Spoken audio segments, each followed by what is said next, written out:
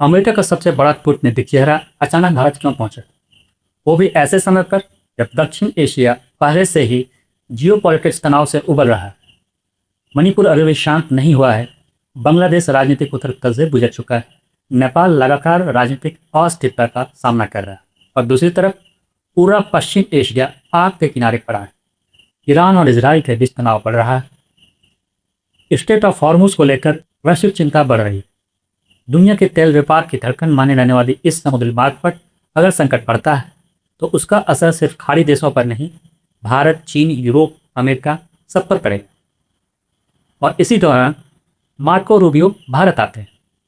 सवाल यह है, क्या यह सिर्फ एक सामान्य कूटनीतिक यात्रा थी या फिर इसके पीछे कोई बड़ी रणनीतिक कहानी चल रही? नमस्कार, मैं हूं देव और आप देख रहे हैं देव दृष्टि। मोदी के यूरोप डिप्लोमेसी के बाद रूबियो भारत में क्यों? सबसे पहले टाइमिंग देखिए। प्रधानमंत्री नरेंद्र मोदी ने हाल ही में यूरोप के साथ अपने संबंधों को और मजबूत करने की दिशा में महत्वपूर्ण कदम उठाए।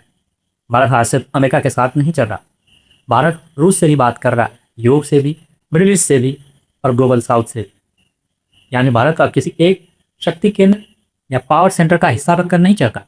भारत अपनी अलग रणनीतिक पहचान, एक अपनी अलग पॉलिटिकल आइडेंटिटी बना रहा है। और यही बात वाशिंगटन को सबसे ज़्यादा समझ में आ रही, क्योंकि आज का भारत 1990 वाला भारत नहीं। अब साउथ एशिया का बदलता जियो पॉलिटिकल मैप को तरफ देखिए, थोड़ा सा नक्शे को देखिए। भारत, बांग्लादेश, म्यांमार, नेपाल, मणिपुर, बंगाल की खाड़ी, हिंद महासागर और ऊपर चीन, नीचे समुद्री व्यापार मार्ग। अब सवाल है, क्या ये सारे क्षेत्र केवल भौगोलिक स्थान है या फिर आने वाले समय की सबसे बड़ी रणनीतिक प्रतिस्पर्धा का मैदान?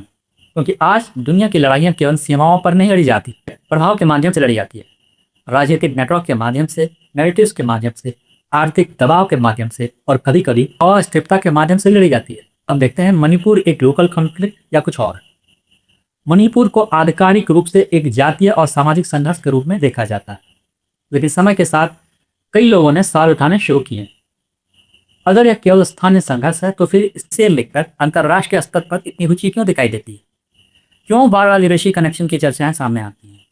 क्यों कुछ रिपोर्ट्स और चर्चाएं बाहरी प्रभावों की संभावना की तरफ इशारा करती हैं?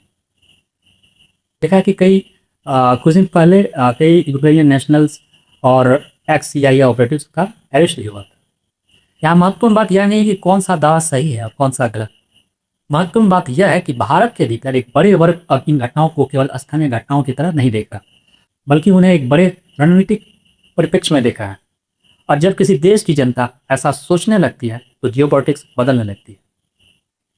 बांग्लादेश, क्या यह सिर्फ सरकार बदलने की कहानी थी? अब बांग्लादेश की तरफ चलते हैं।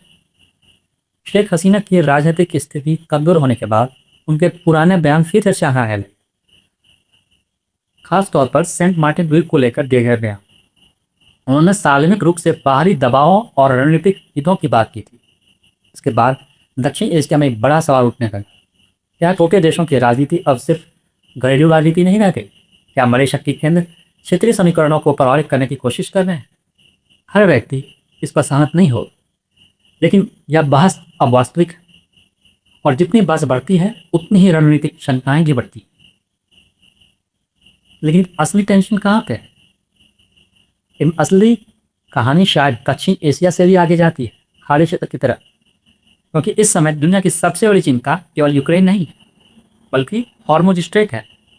दुनिया के तेल व्यापार का बड़ा हिस्सा इसी रास्ते से गुजरता है। अगर कभी यह मार्ग अवरुद्ध होता है तो केवल तेल महंगा नहीं होगा, पूरे वैश्विक अर्थव्यवस्था प्रभावित हो सकती है और हो रही है। भारत जैसे देशों के लिए यह और भी महत्वपूर्ण है, क्योंकि भारत की ऊर्जा सुरक्षा सीधे इसी क्षेत्र से जुड़ी हुई है।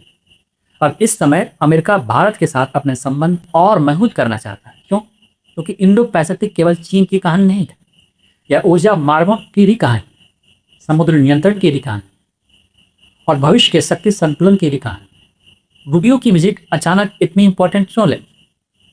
अब सारी तस्वीर को जोड़िए। Manipur, Bangladesh, Nepal, gulf crisis, Hormuz strait, चीन, इंडो पैसिफिक और फिर भारत। अब रूबियो की यात्रा केवल एक राजनयिक यात्रा नहीं लगती, यह एक ऐसे समय में हुई जब दुनिया के कई रणनीतिक मोर्चे एक दूसरे से जुड़ते हुए दिखाई दे रहे हैं। और भारत उन सभी के बीच बैठा हुआ है। यही वजह है कि भारत की अहमियत तेजी से बढ़ रही। फिर आया वह क्षण जिसने पूरी यात्रा का सार बता दिया। रूडियो ने कहा अमेरिका पर, और डॉक्टर एस जयशंकर ने जवाब दिया इंडिया पर।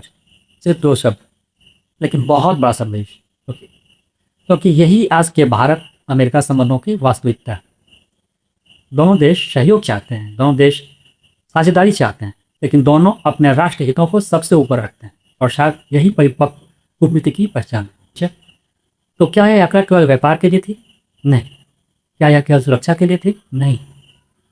क्या यह केवल चीन के लिए थी? उससे भी बड़ी बात थी, यह यात्रा उस बदलती दुनिया की झलक थी जहाँ शक्ति का संतुलन बदल रहा है, जहाँ दक्षिण एशिया वैश्विक राजनीति का केंद्र बनता जा रहा है, एक सेंटर, और जहाँ भारत और केवल घटनाओं पर प्रतिक्रिया नहीं दे रहा, बल्कि स्वयं समीकरणों को प्रभावित कर रहा है।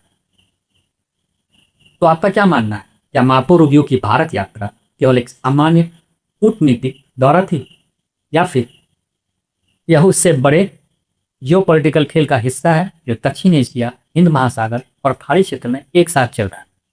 अपने राय कमेंट्स में जरूर बताएं। अगर वीडियो पसंद आया तो लाइक, शेयर और सब्सक्राइब जरूर करें। मैं देव किशन और आप देख रहे हैं देव विजन।